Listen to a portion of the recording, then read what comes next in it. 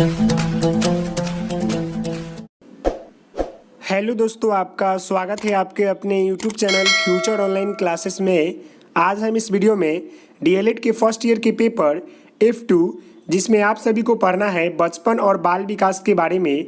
तो इस पेपर के यूनिट 4 में आपको पढ़ना है खेल और बाल विकास के बारे में कि खेल क्या है और खेल के साथ साथ बाल विकास कैसे होता है और खेल का महत्व हमारे जीवन में क्या है, या बच्चों के जीवन में खेल का महत्व क्या है, या खेल के माध्यम से बच्चों में निम्न प्रकार के विकास होते हैं। उन सारे चीज़ों के बारे में जानेंगे।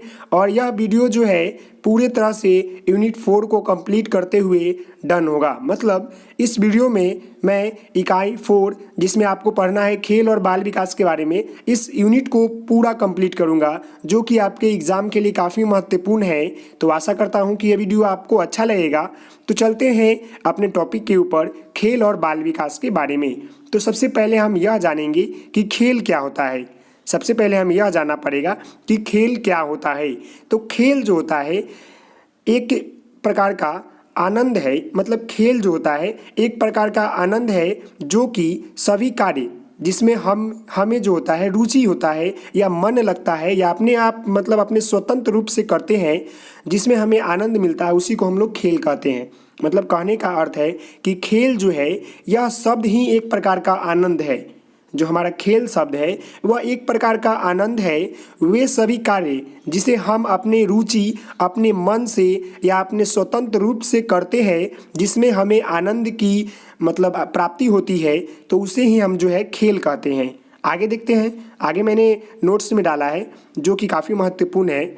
खेल वह है जो खाली समय में हम अपनी पसंद से खेलते हैं, और यह वह क्रिया है जो अपने आप में स्वतंत्र, उद्देश्यहीन और आनंदपूर्ण होता है। मतलब खेल जो होता है वो अपनी इच्छा के अनुसार खेलते हैं, अपने पसंद के अनुसार खेलते हैं, और यह क्रिया जो है एक स्वतंत्र क्रिया है। इसमें किसी के लिए रोक टोक नहीं है, कोई भी व्यक्ति खेल सकता है, उसको आज़ादी है। वह जो क्रिया है यह स्वतंत्र और उद्देश्यहीन है। मतलब खेलने के पीछे जो होता है या खेलने के आगे जो होता है कोई उद्देश्य नहीं होता है। वो उद्देश्य जो होता है जब आगे जाकर बढ़ता है। लेकिन हम यहाँ पढ़ रहे हैं बच्चे और खेल के बारे में, बचपन और खेल के बारे में। तो बचपन में जो होता है खेल हम लोग खेलते हैं, उसका कोई उद्देश्य नहीं होता है। जैसे जैसे हम आगे बढ़ते हैं तो खेल खेलते हैं, तब जाके हमारा उद्देश्य होता है कि मुझे इस खेल में खेलना है और आगे अपने देश के लिए गोल्ड मेडल जीतना है या करना है, जो भी करना है। तो यहाँ पर लिखा हुआ है खेल वह है जो खाली समय में हम अपने पसंद से खेलते हैं। यह वह क्रिया है जो अपने आप में स्वतंत्र, उद्देश्यहीन और आनंदपूर्ण होती है। तो आपने खेल के बारे में जान लिया कि खेल जो है एक प्रकार का आनंद का स्वरूप है, आनंद का रूप है, हम कह सकते हैं। आगे हम जानते हैं मनोवैज्ञानिकों ने खेल के ऊपर अपनी अपनी परिभाषा दी है, उसके बारे में जान लेते हैं। तो पहला मनोवैज्ञानिक है गुलिक के अनुसार। गुलिक जो पहले मनोवैज्ञानिक हुए जिन्होंने खेल के ऊपर अपना परिभाषा दिया, इन्होंने यह कहा कि खेल वह प्रक्रिया है जिसे हम अपनी इच्छा से करते हैं। और खेल जो है यह भी ठीक है कि खेल जो है एक प्रकार का प्रक्रिया है जिसे हम अपनी इच्छा से करते हैं, किसी के जोर जबरदस्ती से नहीं करते हैं। जो हमारी इच्छा कहती है खेलने के लिए, वही खेल हम लोग खेलते हैं। सेकंड जो हमारे मनोवैज्ञानिक हुए जिन्होंने कहा खेल के ऊपर अपनी परिभाषा दी, यह थे कार्डवेल कुक के अनुसार कि खेल को शिक्षा का महत्वपूर्ण साधन माना जाता है। खेल एक प्रकार का शिक्षा का महत्वपूर्ण साधन है, क्योंकि खेल के माध्यम से बच्चों को पढ़ाया जाता है, और बहुत ऐसे ज्ञान जो होते हैं खेल के माध्यम से ही बच्चों को दिया जाता है या बच्चे प्राप्त करते हैं। तो इनके अनुसार भी कहा हुआ कथन 100% सत्य है कि खेल एक प्रकार का शिक्षा का महत्वपूर्ण साधन है, क्योंकि खेल के माध्यम से बहुत सारी ऐसी जानकारियाँ हैं जो कि हम लोग बच्चों को दे सकते हैं। आगे हम जानेंगे खेल की विशेषता के बारे में कि खेल की विशेषता क्या है। आखिर हम लोग जो खेल खेलते हैं उसकी कोई ना कोई तो विशेषता होगी ही होगी कि हम लोग क्यों खेल रहे हैं। तो खेल की विशेषता निम्नलिखित है या निम्न है। पहला खेल जो होता है आनंददायी होता है। जो भी हम लोग खेल खेलते हैं वह जो होता है आनंददायी होता है, और हम जिस खेल को खेलते हैं, जिस खेल में हमें मन लगता है, तो उसमें खेलने के बाद मुझे या आप लोगों को खुशी का अनुभूति होती है। मतलब कह सकते हैं खेल आनंददायी होता है। दूसरा यह स्वतंत्र होता है। है। खेल खेलने के लिए रोक टोक नहीं होता है, यह स्वतंत्र रूप से जो होते हैं बच्चे खेलते हैं, जो उनकी मन करे वही गेम जो है वह खेलते हैं, मतलब वही खेल वह खेलते हैं। थर्ड पॉइंट है खेल वास्तविक जीवन में महत्वपूर्ण होता है। खेल जो है वास्तविक जीवन में महत्वपूर्ण होता है। अगर आप खेल सही से नहीं खेलेंगे तो बहुत सारे ऐसे विकास है जो कि रुक जाते हैं, और खेल जो है अगर खेलते हैं तो बहुत सारे विकास जैसे शारीरिक और मानसिक विकास जो होता है तीव्र गति से होता है। खेल के माध्यम से बच्चे खेलते हैं, बचपन में दौड़ते हैं, गिरते हैं, पड़ते हैं, उठते हैं, वहाँ वो सोचते हैं, तो इसके माध्यम से जो है उनका शारीरिक विकास, मानसिक विकास, नैतिक विकास, बहुत सारे ऐसे विकास है जो कि उत्पन्न होते हैं। फोर्थ पॉइंट है खेल स्वप्रेरित तथा स्वनिर्देशित होता है। खेल जो होता है स्वप्रेरित मतलब अपने आप से प्रेरित होता है, और तथा स्वनिर्देशित मतलब अपने आप से निर्देशित होता है। तो यह भी महत्वपूर्ण पॉइंट है। नेक्स्ट पॉइंट है खेल में प्रक्रिया महत्वपूर्ण होती है ना कि परिणाम। खेल में जो प्रक्रिया होती है वह महत्वपूर्ण होती है ना कि परिणाम। ऐसे आपने एग्ज़ाम दिया होगा तो वहाँ पर देखेंगे कि आपका परिणाम जो होता है महत्वपूर्ण हो जाता है, वहाँ पर प्रक्रिया नहीं देखा जाता है। अगर आप कक्षा में अच्छे हैं लेकिन आप जो है आपकी प्रक्रिया कक्षा में अच्छा है लेकिन परिणाम जो एग्ज़ाम में आया वह गलत हुआ, तो वहाँ पर जो है सटीक नहीं बैठ रहा है, वहाँ पर लोग आपके ऊपर विश्वास नहीं करेंगे। लेकिन खेल में जो होता है कि प्रक्रिया महत्वपूर्ण होता है, कि आपने खेल के प्रक्रिया कैसा आप कर रहे हैं उसके ऊपर महत्वपूर्ण होता है ना कि परिणाम। ऐसे तो देखा जाए तो खेल का परिणाम भी महत्वपूर्ण अदा करता है रोल, लेकिन खेल में जो होता है प्रक्रिया महत्वपूर्ण होती है ना कि परिणाम। नेक्स्ट है खेल जो होता है कल्पनाशील और सृजनात्मक होता है। खेल जो होता है हम लोग अपने कल्पना के माध्यम से और सृजनात्मक के माध्यम से जो है होता है, अपने मन से जो उत्पन्न होता है वही गेम हम खेलते हैं और आप लोग भी खेलते होंगे। नेक्स्ट है बच्चे चंचल बनते हैं। खेल के माध्यम से ही जो होता है बच्चे चंचल बनते हैं, तेज बनते हैं। मैंने अभी आपको ऊपर बताया कि खेल के माध्यम से जो होता है बहुत सारे ऐसे विकास होते हैं जो कि बच्चों के शरीर या मानसिक में तीव्र गति से होती है। नेक्स्ट है बच्चों में स्फूर्ति आती है। जब बच्चे गेम खेलेंगे वह दौड़ेंगे, गिरेंगे, उठेंगे, तो उनमें क्या होगा, उनका शारीरिक विकास होगा और साथ ही साथ जो होता है उनमें मतलब स्फूर्ति आता है, मतलब तीव्र गति उनका बॉडी में उत्पन्न होता है। नेक्स्ट है बच्चों के लिए प्रेरणा का स्रोत है। बच्चों के लिए खेल जो है एक प्रकार का प्रेरणा का स्रोत है। आगे हम जानते हैं कि खेल के विभिन्न प्रकार क्या है। तो खेल के जो होते हैं बहुत सारे प्रकार हैं, जैसे रचनात्मक खेल, कल्पनात्मक खेल, नियमबद्ध खेल, उसके बाद जो है सृजनात्मक खेल होते हैं, उसके बाद होते हैं खोजी खेल। तो बहुत सारे ऐसे खेल हैं जो कि अभी हम जानेंगे एक एक कर लमसम 5 या 6 खेल को जानेंगे। अगर आपको खेल के रिलेटेड जो भी प्रश्न आते हैं तो आप चाहेंगे तो इन सारी बातों को जो है उसमें लिख सकते हैं, और मैंने जैसे नोट्स आपको अभी पढ़ा रहा हूँ या बता रहा हूँ तो उसी तरह अगर आप एग्ज़ाम में लिखते हैं तो टीचर को ऐसा लगेगा कि बच्चे ने काफ़ी मेहनत किया है और सारे पॉइंट को जो है उसने बताया है, तो आपका जो नंबर होगा वो बढ़ेगा ना कि घटेगा, मतलब आपके नंबर आने के चांसेस जो है बढ़ जाएंगे। तो अभी हम जानेंगे खेल के विभिन्न प्रकार। पहला जो है हमारा रचनात्मक खेल है। इस खेल में मिट्टी का खिलौना बनाना, लकड़ी का घर बनाना आदि इसके माध्यम से कल्पना का विकास होता है। रचनात्मक मतलब क्या हो, रचना कर मतलब खुद से जो है कुछ ऐसे खिलौने बनाना, ऐसे कुछ लकड़ी के घर बनाना जिसके माध्यम से जो है क्या है हमारे जो हमारा मानसिक है वो विकास उत्पन्न हो, कल्पना करने की शक्ति बढ़े, जिससे हमारा जो दिमाग है या सर है वह तीव्र गति से जो है किसी चीज़ के ऊपर रचना करे या सोचे। तो यह होता है रचनात्मक खेल। मतलब खेल रचनात्मक खेल में जो होता है मिट्टी का खिलौना बनाना, लकड़ी का घर बनाना आदि के ऊपर जो है कल्पना करना, वो विकास करना। सेकंड है कल्पनात्मक, मतलब यह भी जो है रचनात्मक के अनुसार ही है, क्योंकि किसी भी प्रकार का अभिनय करना जैसे नेता का, अभिनेता का आदि, इस खेल में भी कल्पना का विकास होता है, मतलब सोचने की क्षमता जो होता है बढ़ता है। कल्पनात्मक खेल मतलब कल्पना कर मान लीजिए कि मैं अमिताभ बच्चन हूँ, मान लीजिए कि आप अभिषेक बच्चन हैं, तो ऐसे जो होता है कल्पना कर कक्षा में जो होता है अभिनय को प्रेजेंट करना, किसी को नेता बना देना, किसी को हीरो बना देना, किसी को डकैत बना देना, तो इससे भी जो होता है कल्पना खेल के माध्यम से भी जो होता है बच्चों के माइंड में जो होता है विकास उत्पन्न होता है। उनके बारे में पता चलता है कि अगर हीरो है तो क्या उनका रोल है, अगर विलन है तो उनका रोल क्या है, नेता है तो उनका रोल क्या है देश के प्रति। तो यह भी जो है खेल के माध्यम से जो होता है, कल्पना तो खेल तो है ही, साथ ही साथ मज़ा भी आता है और साथ ही साथ बहुत सारे ऐसे जानकारी जो होती है आसानी वे में जो है बच्चों को प्राप्त हो जाती है। आगे जानते हैं नियमबद्ध खेल के बारे में।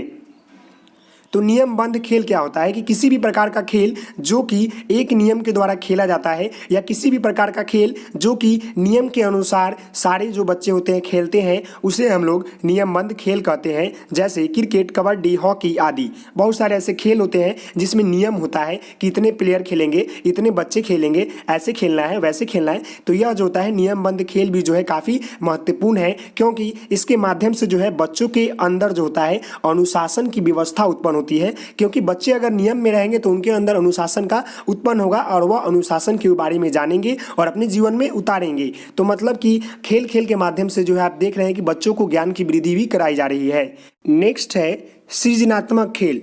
सृजनात्मक खेल का अर्थ है इस प्रकार का खेल जिसके द्वारा जो है कई नई बातों का विचार या विकास होता है, इसी को हम लोग जो है सृजनात्मक खेल कहते हैं। नेक्स्ट है खोजी खेल। खोजी खेल क्या होता है? खोजी खेल जो है एक प्रकार का ऐसा खेल है जो कि बच्चों जो है अपने आनंद के लिए या अपने रुचि के लिए अपने आप से ऐसी नई खेल योजना का विकास करना, उसके साथ साथ नई नियम का खुद से बनाना, इसी को हम लोग बोलते हैं खोजी खेल। मतलब कह सकते हैं कि बच्चों के द्वारा ही जो है एक गेम क्रिएट करना, उसके नियम कानून जो है उसके अनुसार ही चलना, इसी को हम लोग बोलते हैं खोजी खेल। अब हम जानेंगे खेल के माध्यम से बच्चों में निम्न प्रकार के विकास होते हैं, उसके ऊपर बात करेंगे। जो कि यहाँ लिखा हुआ है खेल के माध्यम से बच्चों के निम्नलिखित प्रकार के विकास होते हैं, उसके बारे में एक एक कर जान लेते हैं। वह विकास क्या होता है एक एक कर अभी जानते हैं। पहला पॉइंट है खेल के माध्यम से शारीरिक विकास होता है। मैंने अभी आपको बताया कि बच्चे जब खेलेंगे, गिरेंगे, दौड़ेंगे, उठेंगे तो उनका जो शारीरिक विकास है वो तीव्र गति से होगा, साथ ही साथ जो उनका बॉडी है वो मजबूत भी होगा। नेक्स्ट है बच्चों का मानसिक एवं बौद्धिक विकास होता है। जब बच्चे गेम खेलते हैं तो बहुत सारे ऐसे नियम कानून अनुशासन होते हैं जिसके माध्यम से जो है बहुत सारी ऐसी बातों को सीख पाते हैं, जिसके कारण जो है उनका जो मानसिक विकास होता है या बौद्धिक विकास होता है वो तीव्र गति से होता है। नेक्स्ट है सबके साथ खेलने से सामाजिक विकास होता है। जब गेम खेलते हैं कोई भी तो उसमें जो होता है बहुत सारे समुदाय के लोग होते हैं, बहुत सारे ऐसे धर्म के लोग इंक्लूड होते हैं। यह तो नहीं है कि एक ही धर्म के लोग खेलते हैं। अगर आप गेम खेल रहे हैं वहाँ पर 10-20 बच्चे हैं तो वह जो है उनका पारिवारिक जो है उनका सामाजिक व्यवहार जो है अलग अलग है, उनका संस्कृति भी अलग अलग है। तो वहाँ पर खेलने के साथ साथ जो होता है वह एक दूसरे से बातें करते हैं, तो इसके माध्यम से जो होता है उनमें जो होता है सामाजिक विकास का उत्पन्न होता है। वो अपने संस्कृति को बताते हैं, वो अपने संस्कृति को बताते हैं, एक दूसरे से आदान प्रदान करते हैं। तो इसके माध्यम से जो होता है सामाजिक विकास जो होता है तीव्र गति से होता है, जो कि होना जरूरी है। नेक्स्ट है नैतिक विकास होता है। एक दूसरे के सहयोग की भावना का भी विकास होता है। जब आपस में खेलते हैं कोई बच्चा गिर जाता है तो उसे चोट लग जाता है, तो वो क्यों ना अलग समुदाय का हो, क्यों ना अलग जाति का हो, लेकिन उस समय जो है उसकी हेल्प करता है। तो यहाँ जो है सहयोग की भावना का भी विकास होता है खेल के माध्यम से ही। तो खेलना हमारे जीवन में या बच्चों के जीवन में काफ़ी महत्वपूर्ण रोल अदा करता है, क्योंकि इसके कारण जो है बहुत सारे ऐसे विकास जो होते हैं बच्चों में तीव्र गति से होता है। नेक्स्ट है खेल के माध्यम से शिक्षा का भी विकास होता है। मैंने भी आपको बताया कि बहुत सारे ऐसे विकास है जो कि खेल के माध्यम से होता है। अब हम एक एक कर जानेंगे खेल के विकास को प्रभावित करने वाले कारक, कि खेल को प्रभावित करने वाले कारक क्या है। तो अभी हम एक एक कर जानेंगे। तो कारक जो है बहुत सारे हैं, जैसे स्वास्थ्य है, लिंग है, आयु है, वातावरण है, समय है। तो यह सब जो है खेल के विकास को प्रभावित करने वाले कारक हैं। यह क्वेश्चन पूछा जा सकता है कि बच्चों को खेल के जो प्रभावित करने वाले कारक है क्या है, उनको एक एक कर विश्लेषण करें। तो आप चाहेंगे तो धीरे धीरे करके जो है एक एक कर विश्लेषण कर सकते हैं। तो अभी हम जानेंगे कि खेल को प्रभावित करने वाले कारक। तो पहला हमारा है स्वास्थ्य। जिन बच्चों का शारीरिक स्वास्थ्य अच्छा होता है वह बच्चा हर प्रकार से अधिक क्रियाशील होता है। जिन बच्चों का जो है शारीरिक स्वास्थ्य अच्छा होता है वह बच्चा हर प्रकार के अधिक क्रियाशील होते हैं। नेक्स्ट है लिंग। एक आयु के बाद मतलब बाल्यावस्था के बाद जो होता है समांतर बालक या बालिकाओं जो होते हैं खेल के साथ जो है अलग अलग हो जाते हैं, जो उनके रुचि और प्रभावित करता है। मतलब एक आयु के बाद जो होता है, जो बाल्यावस्था खत्म होती है, उसके बाद जो बालक या बालिका होती है वह खेल से अलग हो जाते हैं, जो कि उनकी रुचि को प्रभावित करता है। क्योंकि अगर बच्चे खेलते हैं तो उनसे बहुत सारे ऐसे विकास होते हैं जो कि जल्दी से जल्दी उनके दिमाग में होता है और तीव्र गति से होता है। नेक्स्ट देखते हैं आयु। तो आयु भी जो है प्रभावित करता है खेल को। बचपन में सभी बच्चे एक साथ खेलते हैं, खेलना पसंद करते हैं, लेकिन जैसे जैसे वो बड़े होते हैं एवं अपने घर के आसपास खेलते हैं, परंतु एक आयु के बाद जो होता है अपने समूह के साथ खेलना पसंद करते हैं।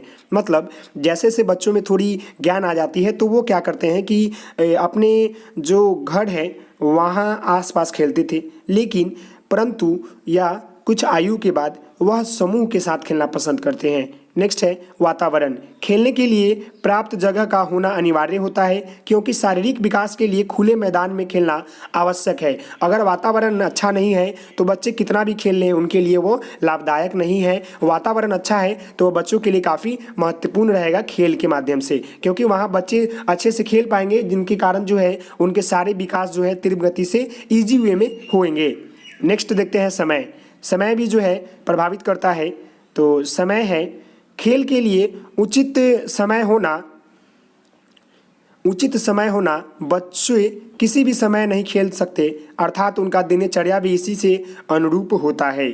मतलब खेल के लिए उचित समय होना जरूरी है, क्योंकि बच्चे किसी भी समय खेल नहीं सकते हैं, अर्थात उनका दिनचर्या भी इसी के अनुरूप होना चाहिए। मतलब उनका दिनचर्या ऐसा होना चाहिए, उनके खेलने का भी समय मिलना चाहिए, क्योंकि काफ़ी बच्चों को समय नहीं मिल पाता है उनकी, इसलिए जो है उनका खेल प्रभावित हो जाता है।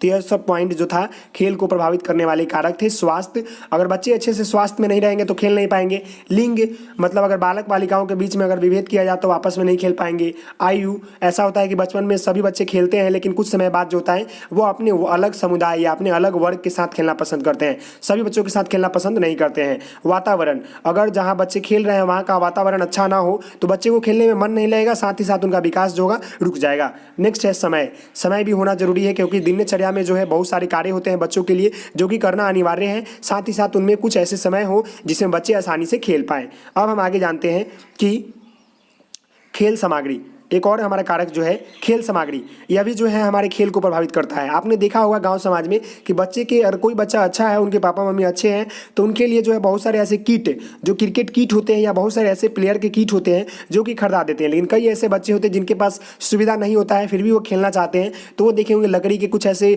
बंडल या करके वो फिर भी खेलते हैं। तो यह भी जो है एक प्रकार का मतलब प्रभावित करने वाला कारक है खेल सामग्री। जिस प्रकार का संसाधन होता है बच्चों का खेल भी उसी प्रकार का होता है।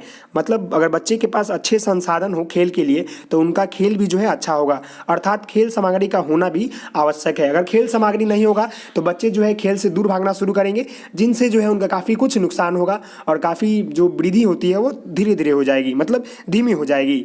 नेक्स्ट देखते हैं बच्चों के विविध खेल।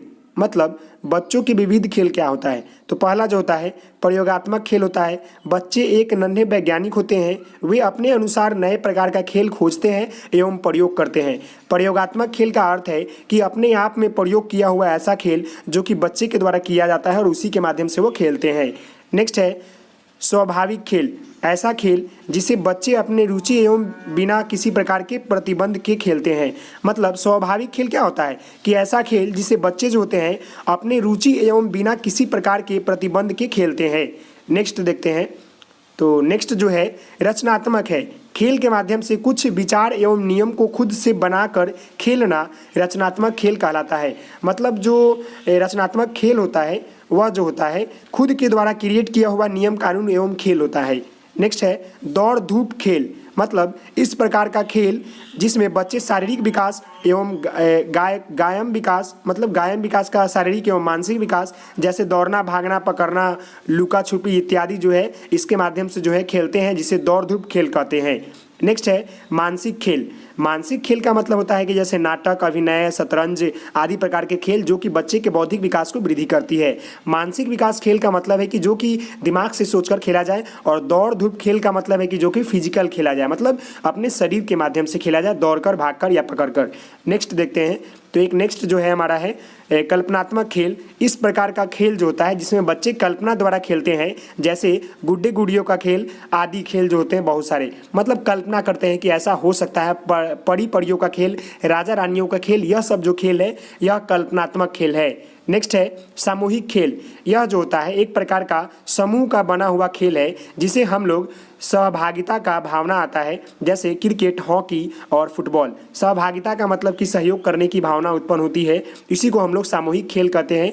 ऐसा खेल जो कि समूह में खेला जाए, जैसे क्रिकेट, हॉकी, फुटबॉल इत्यादि। तो मैंने जो है खेल से रिलेटेड जितने भी महत्वपूर्ण बातें थी या जितने भी महत्वपूर्ण टॉपिक थे, अभी मैंने इस वीडियो में कंप्लीट करवाया है, जो कि आपके एग्ज़ाम के लिए काफ़ी महत्वपूर्ण है।